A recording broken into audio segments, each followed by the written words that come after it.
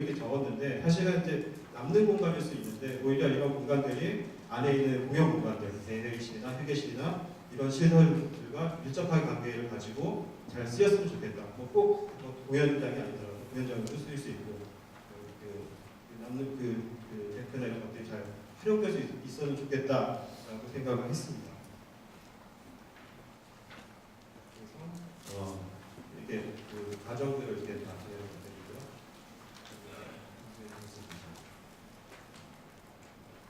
측면 주차장 쪽에서 들어가는 모습이고요. 말씀드린 대로 홍기욱사무소는 가격 입찰 용역 후에 수의 계약을 하게 된 부분이어서 사실 나중에 담당 공무원께서 약간 어려움을 되게 많이 겪으셨다고 들었습니다. 이게 어떻게 보면은 제도가 그걸 갖춰주지 못하고 그런 법칙을 만들려고 하는 어떤 노력 자체가 지금 현재 제도에서 받아주지 못하니까 그런 일들이 생긴다고 생각을 하고요. 그리고 이런 형태가 끝까지 갈 수 있었던 거는 또 하나 말씀드릴 게 영주시에는 디자인 관리관이 있어가지고 중간에서 코디나 이런 것들을 잘 해주셔서 디자인을 밀고 나갈 수 있는 힘이 되었던 부분이 있었습니다. 두 번째는 청라 도서관인데요. 보시면은 지금도 막 생겨난 곳입니다. 이게 우리가 콘텐츠 자체를 상상하면서 만들어야 되는 그런 프로젝트였고요. 형태는 간단하게 프로젝트 간단하게 설명을 드리겠습니다. 청라 도서관 자체도 저희 생각에 기존 도서관들이 플러스가 돼야 된다고 생각을 했고요. 그런 부분들이 도서관 플러스 이제 커뮤니티 장소로도 쓰여야 되고 그리고 책을 목적형으로 찾아간다고 하면은 그게 아니라 이제 쇼핑을 하듯이 사람들이 와가지고 그냥 자유롭게 지식을 찾을 수 있는 그래서 이제 순환형으로 서가를 만들었고 그리고 책을 꽂는 형태도 그냥 똑바로 꽂는 책과 아니면 이제 서점에 있는 책처럼 앞면이 보이게 그래서 이제 전시형 책도 만들고 그러고 나니까 이제 책도 이제 딱딱하게 보는 게 아니라 재밌게 그리고 계단역에서도 보고 아까 쇼윈도 같이 인면을 보시면 쇼윈도 같이 생겼는데 쇼윈도에도 보기도 하고 평상에도 보기도 하고 굉장히 자유롭게 앉아서 보기도 하고 그래서 기존에 가지고 있던 도서관에 대한 관념을 좀 빼고 재미있게 즐길 수 있는 공간이 됐으면 좋겠다라고 생각을 했고요. 그래서 만들어진 게 2층에 기본적인 도서관이 있고 지하 1층에 어린이 도서관이 있으면서 그 사이를 이제 계단적 공간으로 엮어주는 이런 공간입니다. 그리고 인면이고요. 현재 이제 거의 완공 단계에 와 있는데요. 이게 저희는 되게 재밌게 했는데 이게 국토부 신진건축사 대상의 현상 설계로 저희가 참여를 했었거든요. 그래서 운 좋게 당선이 됐는데 되고 나서 사실은 현상 설계에 나왔던 내용 중에 보면은 굉장히 프로그램이 구체적으로 나와 있지 않았어요. 그래서 신진건축들의 재기발랄한 이런 아이디어를 갖겠다. 그리고 그래서 자유롭게 해봐라 이렇게 해서 저희는 굉장히 신나게 했는데 막상 가보니까 실제로는 이제 발주자와 운영자 간의 소통이 상당히 부재한 상황이었고 실제 나중에 운영할 사람들과 이제 협의를 하면서 굉장히 어려움이 있었습니다. 이건 우리가 원하는 게 아니었고 우리는 이건 알지도 못했고 이거를 어떻게 할 수 있냐 해가지고 그걸 설득하는데 사실 중간에 거의 한 달간 이상을 계속 찾아다니면서 설득을 했던 과정이 있었는데요. 사실 그런 부분들은 그 전에 만일에 이렇게 기획 단계에서 뭔가 얘기들이 좀 잘 나와서 정리가 되어 있었다면 좀 더 쉽게 갈 수 있는 부분이 아니었을까 생각을 합니다. 그리고 이제 세 번째 도서관은 아까와 완전 반대되는 상황으로 완전 주택가의 은평구 구현동인데요. 주택가 단지 내에 있는 도서관이고요. 저희가 처음 사이트를 가서 깜짝 놀랐던 거는 지금 이 건물들이 도서관이 되는 그런 프로젝트였습니다. 현재 계획했던 부분은 이거고요. 처음에 이제 사업 지시서에는 신축 건물을 하나 더 지어가지고 이걸 전체 엮어서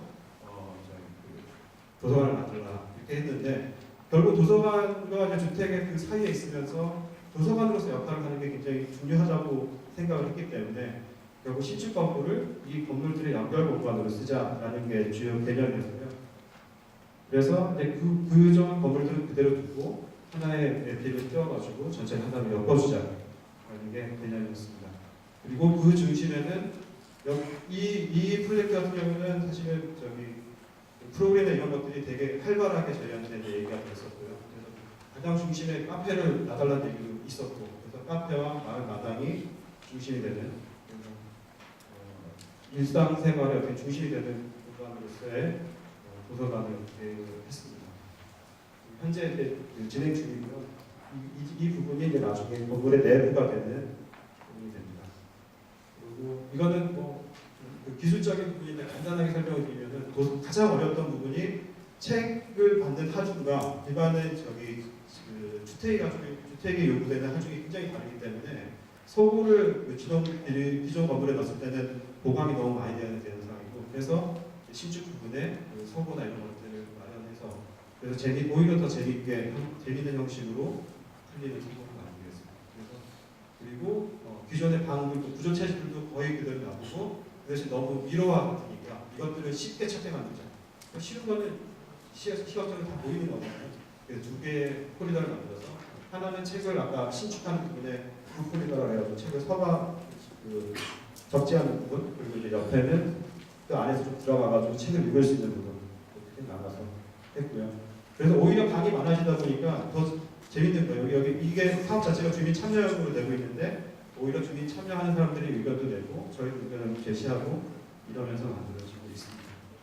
그래서 이 프로젝트의 가장 큰 힘은 이런 것 같아요. 여기 보면 헌해져 줄게 세우자 다오 이렇게 얘기를 하는데 어쨌든 그 주민들이 계속 이 프로젝트에 관심을 가지고 도서관 기증용 가구 만들기도 하고 시약 도서관도 만들고 이러면서 계속 관심을 가지고 이 건물에 대해서 얘기를 하고 소통 창구가 있는 거거든요. 그러면서 건축가들도 거기에 맞춰서 얘기해 줄 수 있고 그런 부분이 그래서 현재 진행 중이고 내년에 이제 완공될 예정이고 말씀드린 대로 이런 지속적인 합의가 이루어질 수 있고 그 대신에 이제 저희 이제 건축가 입장에서 좀 아쉬웠던 거는 리모델링인데 리모델링을 공사비 기준으로 대가를 지정하다 보니까 굉장히 적게 받고 그게 수행했다.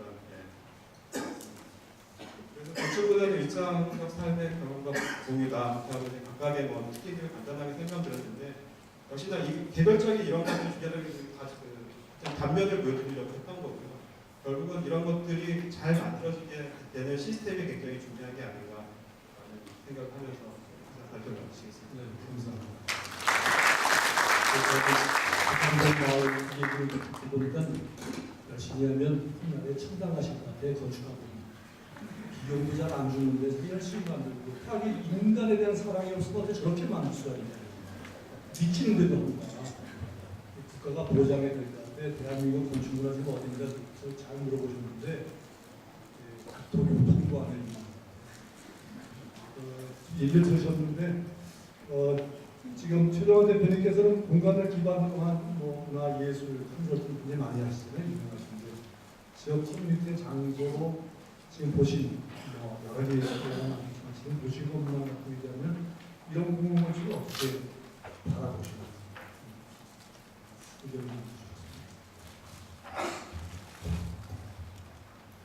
심심한 게 아니라 부담 만빵인데 심심하다고 숙제까지 주시니까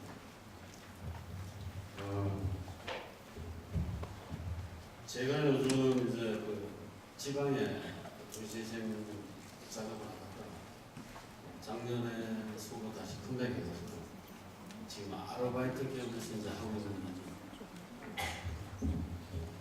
폐산업시설 문화재생 사업이라는 거고 그다음 또 하나 수산문화센터 조선하는 문화부 사업으로 컨설턴트로 이렇게 참여했어요. 참 많은 크고 작은 공공공간들을 이렇게 보게 되거든요. 청주 같은 경우에는 공예 비엔날레 관련 동부창고라든지 아니면 당연히 남성창고 이런 경우도 있고 또 생활문화센터 같은 경우에는 기존의 어떤 그런 건물들이 이제 시간이 흐르면서 용도나 어떤 삶의 어떤 라이프 스타일 같은 것들이 바뀌면서 이제 새로운 수요가 발생합니다. 이렇게 되면서 그걸 새롭게 커뮤니티의 어떤 그 중심 공간으로 만들어가는 리모델링하는 이런 작업들이 이제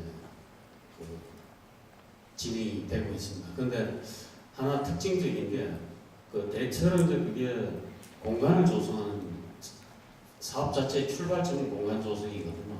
공간을 조성하는데 그래서 예산의 한 80% 정도는 거의 하드웨어를 구축하는 그리고 20% 정도가 이제 프로그래밍에서 이제 그것을 기획하고 하는 어떤 그런 인건비나 운영비나 프로그램 뭐 그걸로 사용되어 있고 그렇게 구성이 되어 있습니다. 그런데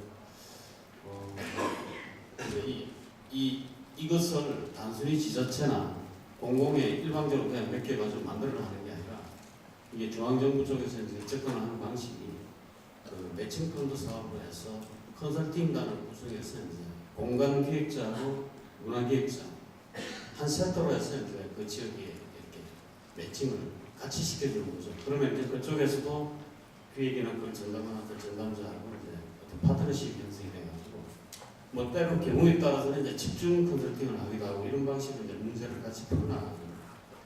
그래서 생활문화센터 같은 경우에는 저희 이제 많이 이제 유도하는 게 커뮤니티 공간의 중요성.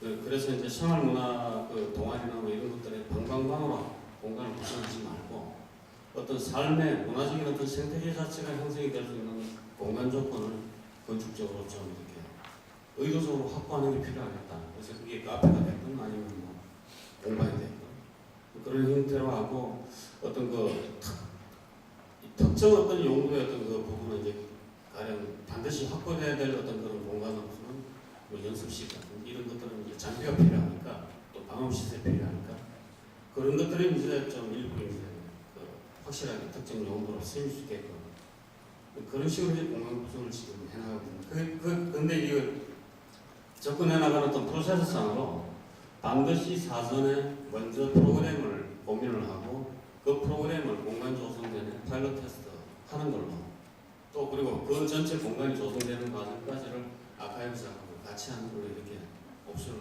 붙이거든요. 그리고 일부 뭐 그렇게 진행되는 부분이 있는데 대체로 지금 상황 자체가 어떻게 나타나냐면 바람풍 하라고 하니까 계속 바람풍을 하는 그런 상황이. 그러니까 공간에 대해서 어떤 굳어진 어떤 경직된 어떤 그런 생각 같은 게 굉장히 많은 거 아닌가 그런 생각을 하게 됩니다. 그럼 결국에는 가장 그 현실에 맞고 그 프로세스나 절차에 맞는 방식으로 공간이 그냥 기존대로 그냥 형성되고 있는 그런 경험들을 지금 하고 있거든요. 그래서 제가 보기에는 이제 그걸 극복해 나가는 어떤 이 절차나 어떤 프로세스 이거가 이전하고는 좀 달라져야지만 우리 그 선생님 그 소위 말하는 어떤 그 내주고 붉은 피로 어떤 그 열정을 가지고 오로지 어떤 그런 어떤 역할을 하는 그런 부분을 좀 극복을 할 수 있지 않을까 그런 생각이 지금 뭐 좋은 공공 건축하는데 어떻게 된다. 지금 최 소장 얘기하신 거에 대해서 생각하시고. 제가 이런 상황을 드리겠어요. 도서관 마을이 굉장히 재밌는 프로젝트라서 그 경험과를 여쭤보다가 최원장도 굉장히 재밌게 했다고 말씀을 하시길래 제가 재미만 있으면 뭐에 돈이 돼야지 이렇게 얘기했는데 왜 재밌는 것도 다 돈이 안 돼? 뭐 이렇게 얘기했는데 이게 아까 말씀하셨지만 실제로 시장에서의 승리와 이런 퀄리티를 추구하고 문화를 생각하는 것이 좀 100%는 될 수가 없는 사회구나. 근데 어느 정도는 좀 이렇게 좀 병행하는 여건이 돼서 좀 저런 작업들이 좀 이렇게 신나게 이룰 수 있는 좀 그런 여건이 되는 게 그걸 만들어 나가는 게 제일 중요한 것 같아요. 이미 저희들에게 그러한 그 인적 자산이나 이런 건 과거에 굉장히 많아졌다고 생각합니다. 좋은 설계자분이 굉장히 많고요. 좋은 건축주, 의식 있는 건축주들도 많은데 이게 이 시스템이 그걸 허용 안 하는 부분이 굉장히 많은 그런 계속 느끼거든요. 계속 부딪히고. 그래서 그거를 지금 이제 드디어 물꼬를 툭주지 않으면 진짜 무슨 떡거나 무슨 문제가 생길 지경이 지금 있는 거 아닌가. 그리고 우리의 자산은 확보하다.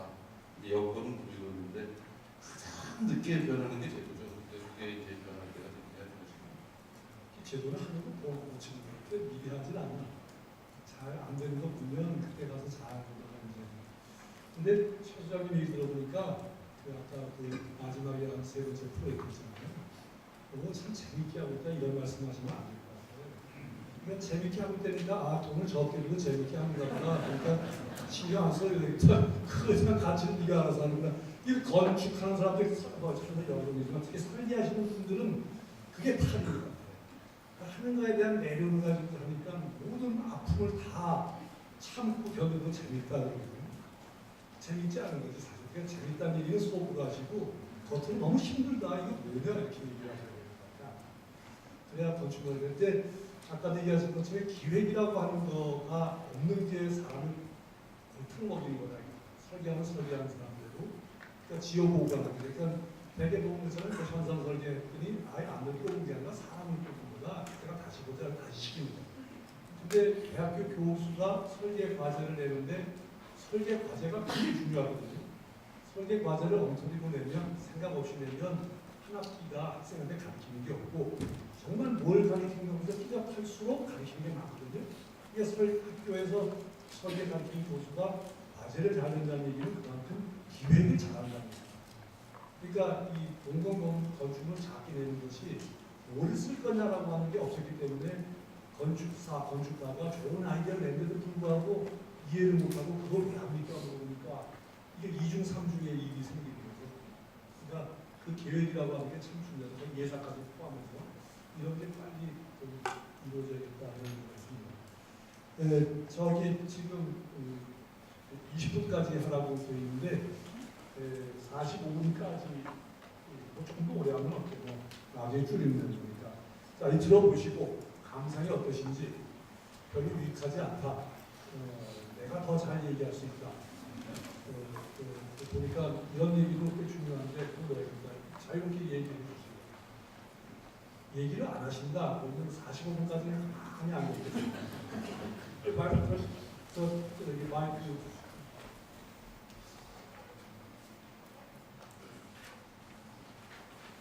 좋은 말씀입니다. 예, 안녕하세요. 서울과학기술대학교 건축학부에 재직하고 있는 강수입니다. 저는 학교에서 건축과 사회라는 과목을 가르치고 있고요. 거기 이제 주로 다루는 것 중에 한 주 정도는 건축 문화에 대해서 다루는 게 있습니다.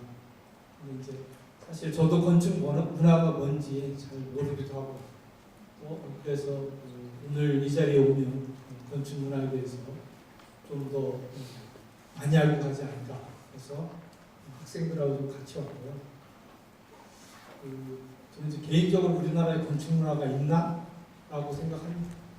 물론 옛날에 한옥이 있고 이런 것도 있지만 그건 옛날에 건축 문화라고 보고 현재 지어진 건물에서 건축 문화를 찾을 수 있나라고 했을 때 물론 정말 모르시고 찾아온 몇 개 있겠지만 박인석 교수님이 말씀하신 것처럼 대부분의 건물은 건축 문화가 아닌 건물로서 설계돼서 지금까지 지어졌다고 생각하고 이제 우리가 소득이나 이런 여러 가지 면에서 이제 건축 문화를 좀 논할 만한 그런 위치가 된 게 아닌가 이런 생각이 들고요.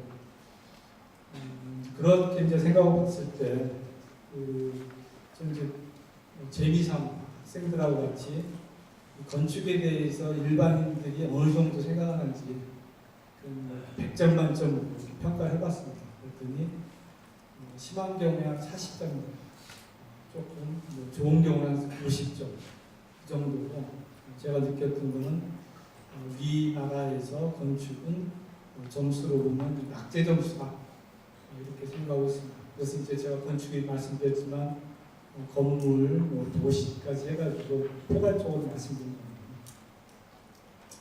이제 그런 배경에는 여러 가지 우리의 소득이라고 여러 가지 일이 있을 것 같고, 그다음에 이제 인제부터 건축 문화를 좀 만들어간다 그런 이제 의식을 갖고 이제 시작하면 좋을 것 같고, 지금 그런 작업을 하려고 치면 일정 부분 저는 이제 개인적으로 건축이 갖고 있는 가치나 성능에 대해서 소비자가 이해할 수 있게끔 이렇게 알리고 홍보하고 이런 게 필요할 것 같고, 그 과정에 지금 이제 건축진흥원이라는 걸 건축 서비스산업 진법에서 설치하도록 이렇게 하고 있는데 아직 그 인원이라든지 예산이 확보 안 돼서 못 하고 있는 걸로 알고 있습니다. 그래서 일정 부분 이제 저는 그 기금이라는 걸 건축계에서 만들어야 되지 않겠냐. 건축 문화를 진흥시키고 우리 자체적으로 하지 않고 그냥 해달라고만 하면 누가 해주냐겠죠. 저는 이제 그런 부분에서 큰 건물 지을 때 조각이라든지 이런 예술품에 전부 투자하게 돼 있는데 건축도 문화고 거기에 그 문광부에서 문화체육부에서 일정 부분 해상이 되면 그 기금의 일부라도 건축 문화 진흥을 위해서 쓰도록 끌어와야 되는 거 아닌가 이런 생각합니다. 그래서 그 국토부에서 건축 문화를 다뤘다고 했기 때문에 좀 의아했는데 건축 문화를 좀 다루려면 그런 기금 마련에 적극 나서주시면 감사하겠습니다. 감사합니다. 왜 교통으로 문화라는 안 됩니까?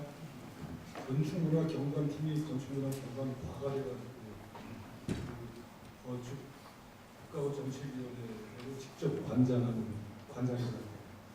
직접 관계가 있는 과가 있는데 국토교통부는 문화 안 담다 이런 얘기가 우리 손해요. 다 다루도록 해야 돼. 국방부도 다루도록 해야 돼.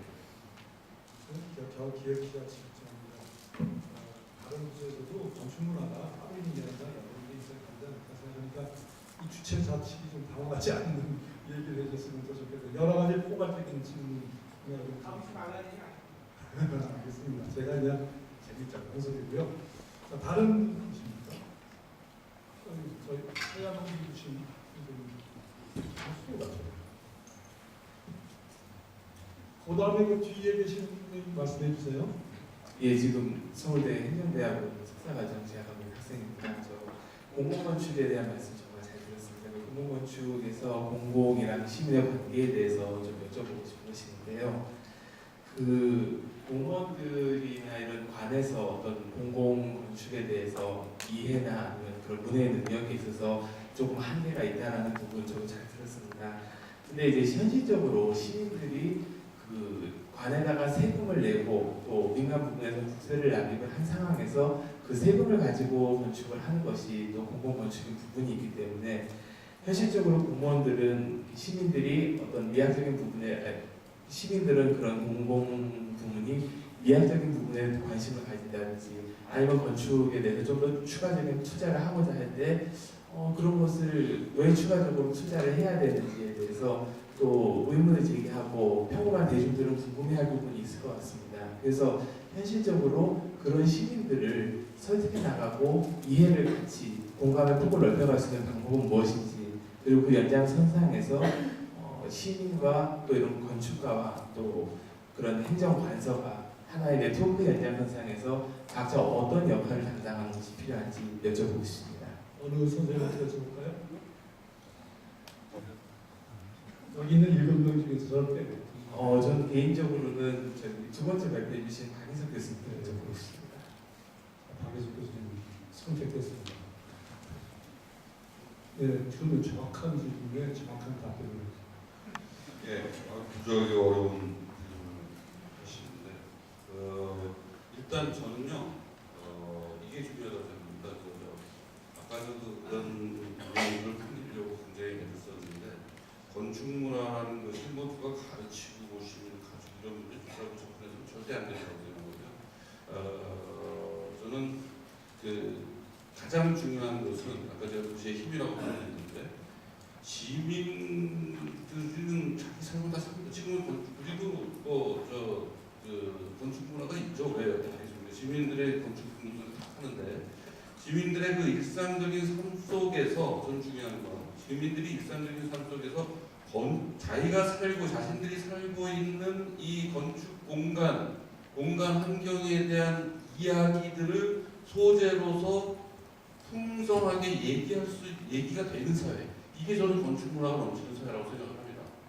멋있는 건물이 있냐 없냐 멋있다는 걸 그거 판단하겠어요. 그건 판단의 근거가 없는 경제적인 발상이기 때문에 문제는 그 지금의 건축이 그 기획이나 설계 면에서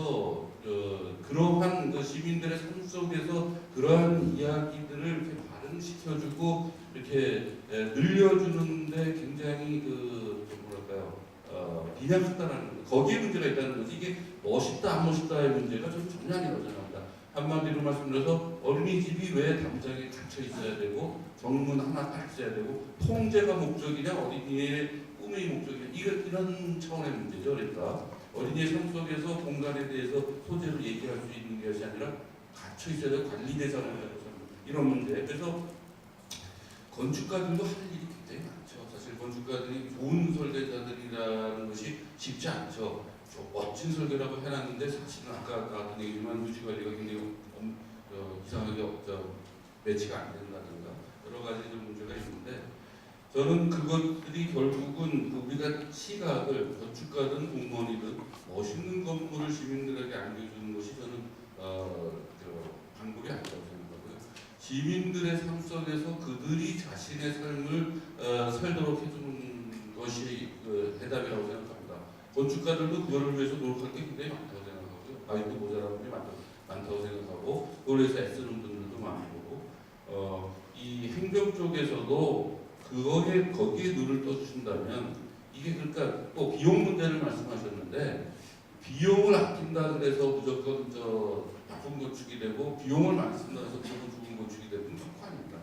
그러니까 그 설계 포인트와 기획의 목표를 어디다 두느냐에 대한 이게 문제고 싸게 지어야 된다면 싸게 지어야죠. 아껴야 될 건 아껴야 된다. 건축가의 진짜 기획 능력과 건축에 대한 기획 능력과 설계 능력이라는 것은 거기서 발휘된다고 생각하는 거고요. 싸다 그래서 절대 나쁜 건축이 같이 되는 건 아니라고 생각하고요. 결국 관점을 바꾸는 일, 그 일을 위해서 같이 노력하는 일이다. 굉장히 막연한 대답밖에는 못 드리지만 정답이 딱 제가 말씀드릴 수 있으면 당장 제가 하죠 뭐 아니겠습니까? 다 같이 고민해야 될 문제라고 생각합니다. 네, 감사합니다. 그 뒤에 앉으셨던 분들 말씀 주십시오. 예, 저는 충북 충주시에 근무하는 김명훈입니다. 아까 박인덕 교수님께서 좋은 공간 시설이 부족하다고 말씀하셨는데요. 저희 지방자치단체 같은 경우는 지방재정제도가 상당히 낮습니다. 30억 이상의 건축 공사를 하면 수용자 심사 제도가 있는데요.